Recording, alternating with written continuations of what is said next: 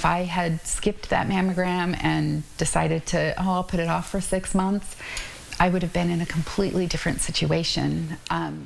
This local breast cancer survivor credits a 15-minute routine exam for saving her life. 2 years ago, Deanna Hawley was one of the roughly 300,000 women in the U.S. diagnosed with breast cancer.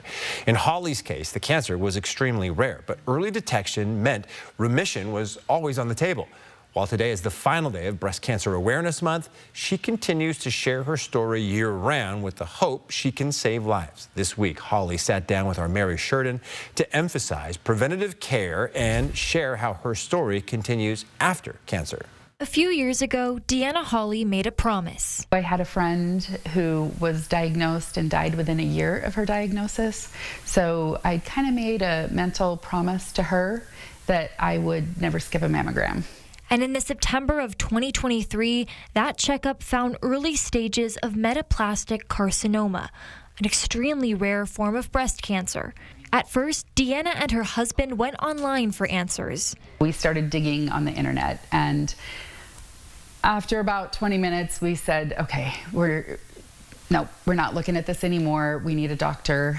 Which led her to her trusted care team at Multicare. Nurses and all of the doctors, I just can't say enough about all of them. If we catch these early, then we can usually use less intense treatments and give a much better and more favorable outcome.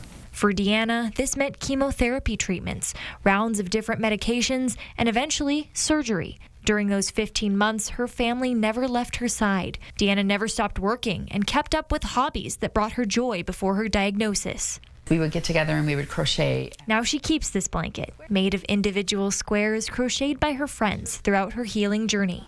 In December of 2024, she had her last infusion. That was like the best Christmas present ever. My hair was starting to grow back, and I went into the holidays not as a patient. In 2025, new titles would replace that identity: mother-in-law, grandmother.